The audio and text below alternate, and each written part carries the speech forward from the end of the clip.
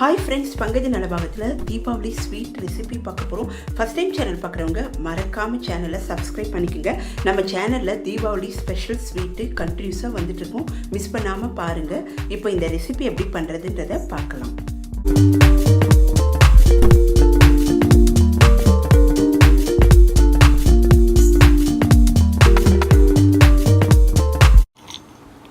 இந்த ரெசிபி பண்ணுறதுக்கு நான் ஒரு கப்பு பாதாம் எடுத்திருக்கேன். இதை நல்லா மிக்சியில் பொடி பண்ணிக்கலாம். தேங்காயை துருவி வச்சுருக்கேன். இதுவும் ஒரு கப்பு இருக்கிற மாதிரி நம்ம பார்த்துக்கலாம். நெய் ஒரு கப்பு எடுத்து வச்சுக்கலாம். சர்க்கரை 2 கப்பு எடுத்திருக்கேன். கடலை மாவு சலிச்சு ஒரு கப்பு எடுத்திருக்கேன். நல்லா ஃப்ரெஷ்ஷாக இருக்கிற மாதிரி பார்த்துங்க. பால் ஒரு கப்பு எடுத்திருக்கேன். இது காய்ச்சி ஆற வைத்த பால். எல்லாமே இந்த கப்பில் தான் மெஷர் பண்ணியிருக்கேன். ஒரே கப்லேயே நீங்கள் மெஷர் பண்ணிக்கோங்க. இப்போ ஒரு பிளேட்டில் நெய்யை தடவி ரெடி பண்ணிக்கலாம். எல்லாத்தையும் நம்ம இப்போ ரெடி பண்ணி வச்சுக்கலாம். நமக்கு இங்கே 7 கப்பு தயார் பண்ணி வச்சுருக்கோம்.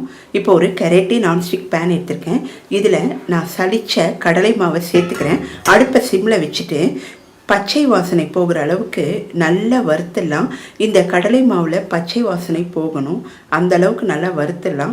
இப்போ நல்லா வறுத்துட்டேன். இதில் அடுப்பை ஆஃப் பண்ணிவிட்டு அளந்து வைத்திருந்த ஒரு கப்பு பாலை இதோடு சேர்த்துட்டு இந்த மாதிரி நல்லா கட்டி இல்லாமல் கலந்துக்கலாம்.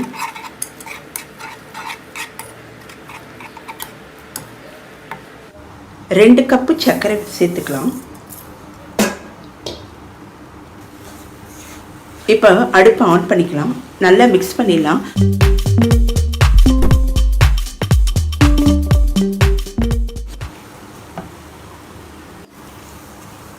நல்லா கரைஞ்சிருக்கு பாருங்கள் சர்க்கரையெல்லாம்.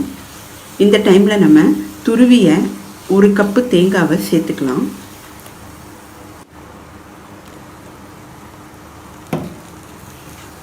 இதையும் நல்லா மிக்ஸ் பண்ணிக்கலாம். மீடியம் ஹீட்லேயே இருக்கட்டும் அடுப்பு.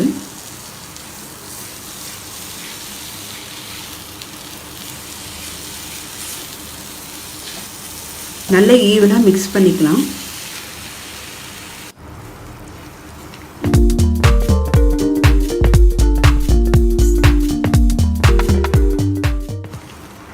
இப்போ நல்லா மிக்ஸ் பண்ணிட்டேன். அடுப்பை சிம்மில் வச்சுக்கிறேன்.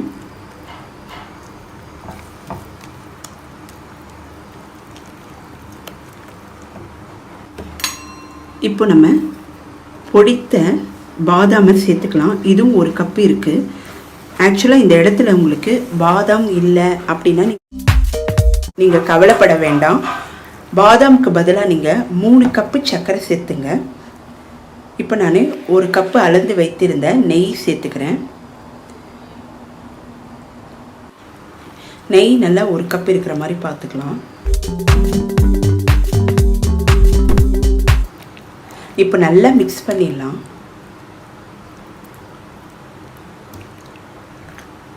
இப்போ நம்ம மீடியம் ஹீட்டில் வச்சு இலக்கி விட்டுட்டே இருக்க வேண்டியது தான். நமக்கு 10 நிமிஷத்தில் இந்த ஸ்வீட் தயாராகிடும். 7 கப்புக்கு கரெக்டாக மெஷர் பண்ணியிருக்கோம். பாதாம் இல்லைன்னா நீங்கள் 3 கப்பு சர்க்கரை சேர்த்துங்க. நான் பாதாம் 1 கப்பு அப்படின்றதுனால 2 கப்பு சர்க்கரை சேர்த்துருக்கேன்.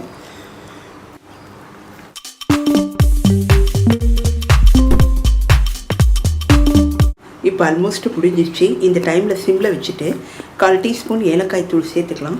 நல்லா மிக்ஸ் பண்ணிக்கலாம். இப்போ நம்ம பர்ஃபி பதம் பார்க்க போகிறோம். அதனால் கொஞ்சமாக எடுத்து ஒரு தட்டில் கொட்டிடலாம். இப்போது தண்ணி தொட்டு தொட்டு இதை உருண்டையாக பிடிக்க வருதான்னு பார்க்கலாம். நல்லா லட்டு பதத்துக்கு பிடிக்க வந்ததுன்னா நமக்கு பர்ஃபி தயாராகிடுச்சின்னு அர்த்தம். இப்போ பாருங்கள், நமக்கு பர்ஃபி தயாராக இருக்குது. இப்போ நல்லா மிக்ஸ் பண்ணிவிட்டு அடுப்பை ஆஃப் பண்ணிக்கிறேன். பாருங்கள், ஓரங்களில் ஒட்டாமல் வந்திருக்கு. நமக்கு சூப்பராக 7 கப் பர்ஃபி தயாராகிடுச்சு. ரெடியாக இருந்த தட்டில் நான் கொட்டிடுறேன். கொட்டிட்டு நல்லா சமப்படுத்திடலாம். இந்த மாதிரி நல்லா ஈவனாக சமப்படுத்தி வச்சுருக்கேன். 7 கப் பர்ஃபி ஈஸியாக செஞ்சிடலாம். டேஸ்ட் வேறு லெவலில் இருக்கும். இது கடைகள்லாம் கிடைக்காது. தீபாவளி அன்னைக்கு நீங்கள் செஞ்சு பாருங்கள், செம்மையாக இருக்கும். இது புது ஸ்வீட்னு கூட சொல்லலாம். எல்லோரும் மறந்து போன ட்ரெடிஷ்னல் ஸ்வீட்டு. சாதாரணமாக நம்ம லட்டு, ஜிலேபி பாதுஷாலாம் பண்ணுவோம் தீபாவளிக்கு. இந்த தீபாவளிக்கு நீங்கள் இந்த 7 கப் பர்ஃபியை ட்ரை பண்ணி பாருங்கள், ரொம்ப அருமையாக இருக்கும்.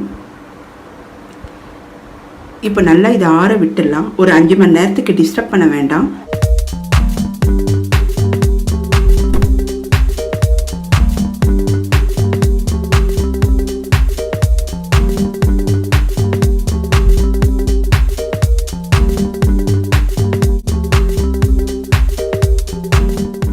நெய் தடவிய கத்தி எடுத்து மேலால் பீஸ் போட்டுடலாம். இந்த மாதிரி கட் பண்ணி விட்டுறேன். இந்த மாதிரி உங்களுக்கு எந்த ஷேப் வேணுமோ அந்த ஷேப்புக்கு லைட்டாக கட் பண்ணி அப்படியே விட்டுடுங்க. நல்லா 5 ஹவர்ஸ் இல்லைனா 4 ஹவர்ஸில் நல்லா சூடு ஆறிடும். ஆறிய பிறகு நம்ம எடுத்தோன்னா நமக்கு சூப்பராக 7 கப் பர்ஃபி தயாராகிடும். நீங்கள் இந்த தீபாவளிக்கு ட்ரை பண்ணி பாருங்கள். நாளைக்கு என்ன ஸ்வீட்டுன்றதை மிஸ் பண்ணாமல் பங்கஜ நலபாகத்தில் சப்ஸ்கிரைப் பண்ணி வச்சுக்கோங்க. இந்த வீடியோவை லைக் பண்ணுங்கள். இதற்கு முதல்ல ஒரு பாத்திரம் ஒன்று எடுத்துக்கலாம். இதை நல்லா சுடுதண்ணியில் க்ளீன் பண்ணிடலாம். இப்போ அடுப்பை சிம்மில் வச்சுட்டு பால் சேர்த்துக்கலாம். இது நான் பசும்பால் சேர்த்துருக்கேன். இந்த பால் நல்லா சுண்டணும். அடுப்பை சிம்மிலே வச்சு தான் இந்த ப்ராசஸ் ஃபுல்லாக செய்யணும். இப்போ நல்லா மிக்ஸ் பண்ணி விட்டுக்கலாம். பால் நல்லா பொங்கிருக்கு. இந்த டைமில் அடுப்பை சிம்மில் வச்சுட்டு ஒரு சின்ன ஸ்பூன் ஒன்று போட்டுடலாம்.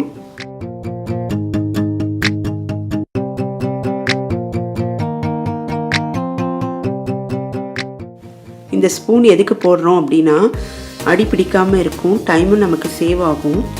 இப்போ 1 மணி நேரம் கழித்து பார்த்தோன்னா இந்த மாதிரி சுண்டி இருந்தது. இந்த டைமில் நம்ம சர்க்கரை சேர்த்துக்கலாம். நல்லா மிக்ஸ் பண்ணிக்கலாம். இப்போ நம்ம போட்டிருந்த இந்த ஸ்பூனை எடுத்துடலாம்.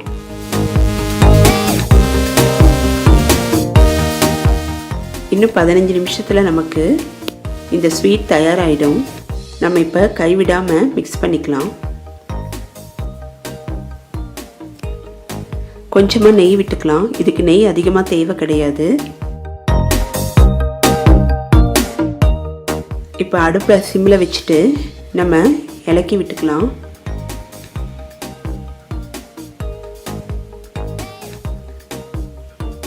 நமக்கு எல்லாம் ஒன்று சேர்ந்து இந்த மாதிரி ஸ்வீட் தயாராகிருக்கும். இந்த டைமில் நம்ம அடுப்பை ஆஃப் பண்ணிடலாம்.